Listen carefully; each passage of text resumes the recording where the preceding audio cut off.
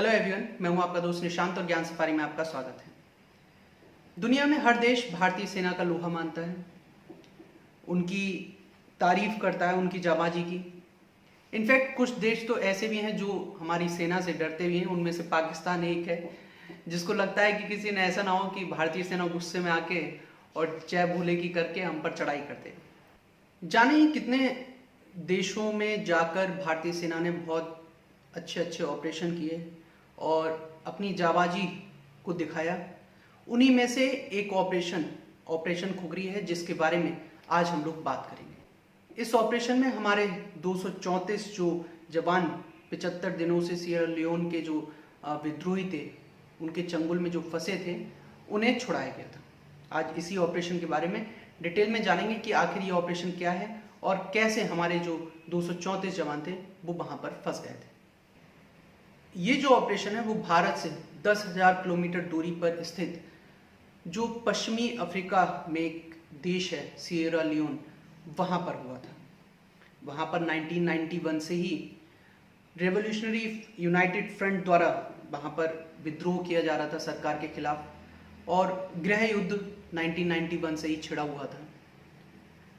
1999 में United nation ने यहाँ पर हस्तक्षेप किया और उसने अपनी पीस कीपिंग जो फोर्स होती है उसको भेजा। मैंने इसके बारे में एक वीडियो भी बनाया हुआ है कि पीस कीपिंग फोर्स क्या है। यूनाइटेड नेशन की जब जो वीडियो मैंने बनाई थी उसमें जाकर आप देख सकते हैं। तो इसमें मल्टीनेशनल ये एक प्रोग्राम शुरू किया गया जिसका नाम रखा गया था United Nations assistance mission in Sierra Leone. ये एक मल्टीनेशनल एक ऑपरेशन था। खुखरी ऑपरेशन इस ऑपरेशन के बाद था। ये तो यूनाइटेड नेशन के द्वारा ऑपरेशन शुरू किया गया। खुखरी क्यों शुरू किया गया उसके बारे में मैं अभी आपको बताता हूँ। तो ये जो UNMCIL जो ऑपरेशन शुरू किया गया यूनाइटेड नेशन के द्वारा, उसका मेन पर्पस था कि भाई सियरा लियोन में जो स्थिति है उसको शांत किया जाए, वहाँ पर शांति स्थापित की जाए। इसी की वजह से उन्होंने अपनी पीस कीपिंग जो आर्मी है उसको भेजा। इसमें भारत, घाना, ब्रिटेन, नाइजीरिया जैसे देशों की जो सेनाएं थीं वो शामिल थी।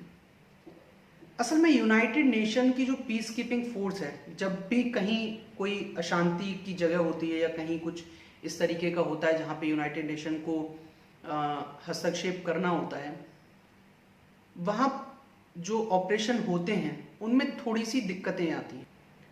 सबसे बड़ी दिक्कत ये आती है कि इन ऑपरेशंस में यूनाइटेड नेशन के बहुत सारे देशों की आर्मी जुड़ी हुई होती है, जिसकी वजह से उनके कमांड्स और जो उनकी तरफ से इंस्ट्रक्शन दिए जा रहे हैं उन्हें समझने में थोड़ा सा प्रॉब्लम हो जाती है, प्रॉब्लम क्रिएट होती है। साथ ही साथ इन्हें केवल इसलिए भेजा जाता है कि आप वहां पर शांति स्थापित करें, किसी भी तरीके के हमले के लिए नहीं भेजा जाता है। तो एक तरीके से एक अगर कहा जाए कि अगर कोई दूसरा हमला कर भी रहा हो तब भी ये उस तरीके से, जैसे अगर किसी देश में जाकर कोई सेना हमला करने लगे तो ये अपने आप को बचाएंगे, उस तरीके से वहां पर हमला नहीं कर सकते, क्योंकि इनका मेन पर्पस होता है कि वहां पर शांति स्थापित की जाए।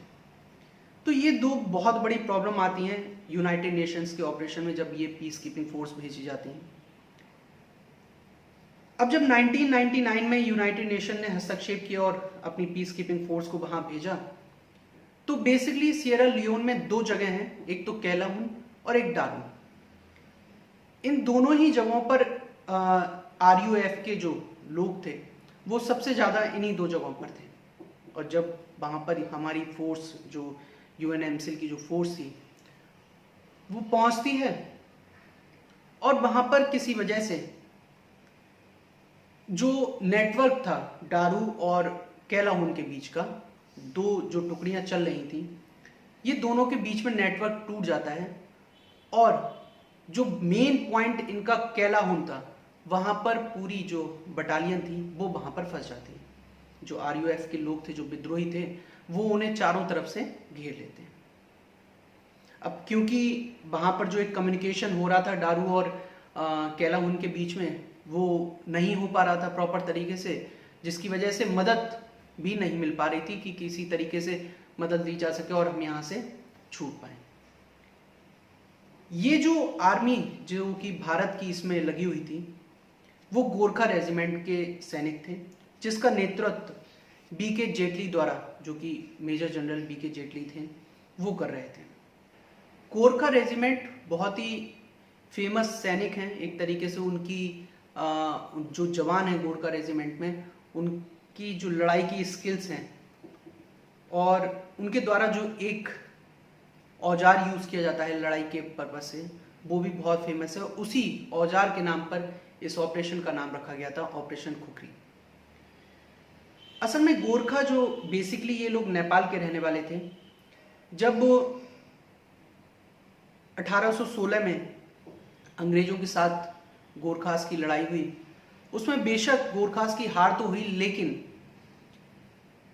अंग्रेजों को लगा कि इनमें लड़ाई करने की क्षमता अद्भुत है, और इसी वजह से 1857 के बाद से अंग्रेजों ने अपनी जो सेना थी उसमें गोरखास को अपॉइंट करना शुरू कर दिया, उन्हें हायर करना शुरू कर दिया। और जब हमारा देश भी आज़ाद हुआ 1947 में, तो हमारे देश में भी एक गोरखा रेजिमेंट अलग से बनाई गई। तो इन्हीं गोरखास को बचाने के लिए एक ऑपरेशन चलाया गया जिसका नाम रखा गया ऑपरेशन खुखरी। अब क्योंकि मेन बात ये थी, जब तक ये शुरू करने का सोचा गया तो कुछ देशों से मदद भी मांगी, जिसमें से ब्रिटेन और अमेरिका से मदद मांगी गई। तो ब्रिटेन और अमेरिका ने इससे अपनी दूरी बना ली। साथ ही साथ यूनाइटेड नेशन के जो महासचिव थे उस समय पर, कोफी अन्नान, उन्होंने भी इस ऑपरेशन से अपनी दूरियां बनाई। एक तरीके से मना नहीं किया, लेकिन अब दूरी बना ली तो एक तरीके से ना ही था कि हम इस ऑपरेशन में आपकी कोई मदद नहीं कर पाएंगे। अब क्योंकि हमारे देश के जवान वहां पर फंसे हुए हैं तो हमें तो कुछ करना ही था। इसीलिए भारत की तरफ से एक टीम बनाई गई और कहा गया कि भाई आप जाइए और हमारे जो 234 जवान वहां पर फंसे हुए हैं उन सभी को पूरी सावधानी से वापस लेकर आइए। 15 जुलाई को यह ऑपरेशन सिएरा लियोन में शुरू होता है। 30 घंटे में यह ऑपरेशन होना था, लेकिन सिएरा लियोन जब ये लोग पहुंचे तब वहां पर बहुत ज्यादा बारिश हो रही थी, जिसकी वजह से ये ऑपरेशन प्रॉपर टाइम से शुरू हो नहीं पाया।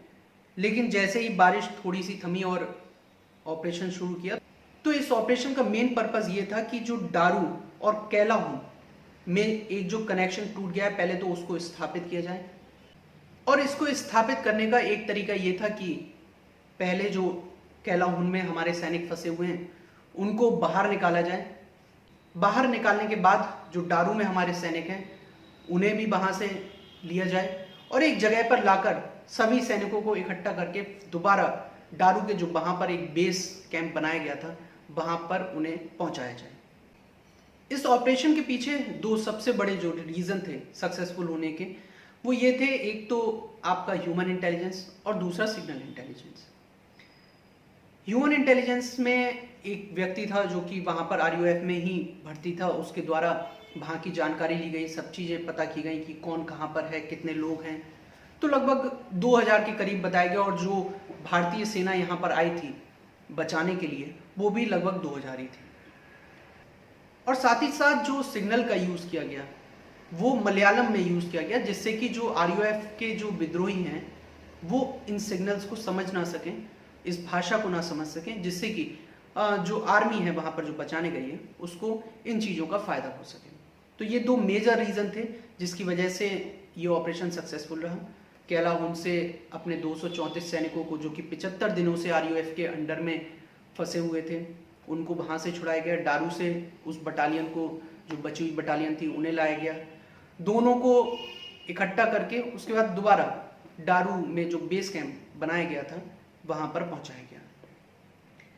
जब ये पूरा ऑपरेशन खत्म हो गया उसके बाद भी अगले 10 महीने तक फोर्स वहां पर रही, जिससे कि जो स्थिति वहां पर बनी हुई है उसको शांत किया जा सके और वहां के हालात को सामान्य किया जा सके। और जब वहां पर शांति हो गई, सारी चीजें सॉल्व हो गई, उसके बाद वहां पर जो भी यूनाइटेड नेशन की फोर्स थी वो सभी वापस आ गए। तो दोस्तों ये था पूरा ऑपरेशन खुखरी, जो कि हमारे गोरखा रेजिमेंट के सैनिकों को बचाने के लिए किया गया, जो कि जिसका नाम खुखरी इसीलिए रखा गया क्योंकि जो गोरखा रेजिमेंट के सैनिक हैं वो एक कर्व नाइफ, जो एक चाकू होता है थोड़ा सा टेढ़ा होता है, उसको यूज करते हैं। कहते हैं कि अगर एक गोरखा सैनिक को उस नाइफ के बल पर, मतलब उस नाइफ के साथ अगर कहीं भी छोड़ दिया जाए तो वो बड़े आराम से अपनी जिंदगी बिता सकता है, उसे कोई प्रॉब्लम नहीं होगी, रास्ता बना लेगा, खाने के लिए अपना इंतजाम कर लेगा। मतलब उसका जो सबसे बड़ा जो साथी है वो औजार ही है जिसको खुखरी कहते हैं। इस ऑपरेशन के बारे में जितनी भी जानकारी, पूरी डिटेल इसके बारे में नहीं मिल पाई कि किस तरीके से सैनिकों ने इस ऑपरेशन को पूरा किया, लेकिन जितना भी मैं इस पूरे ऑपरेशन के बारे में जानकारी जुटा पाया उस हर एक पॉइंट को मैंने इस वीडियो में डिस्कस किया। अगर आपकी कोई भी क्वेरी हो तो आप मुझे कमेंट सेक्शन में लिखकर जरूर बताइएगा। अगर अभी तक आपने हमारे चैनल को सब्सक्राइब ना किया हो तो चैनल को जरूर सब्सक्राइब करें और बेल आइकन को जरूर प्रेस करिएगा, जिससे कि हमारी कोई भी नई वीडियो आपको तुरंत नोटिफाई हो सके। Thank you so much.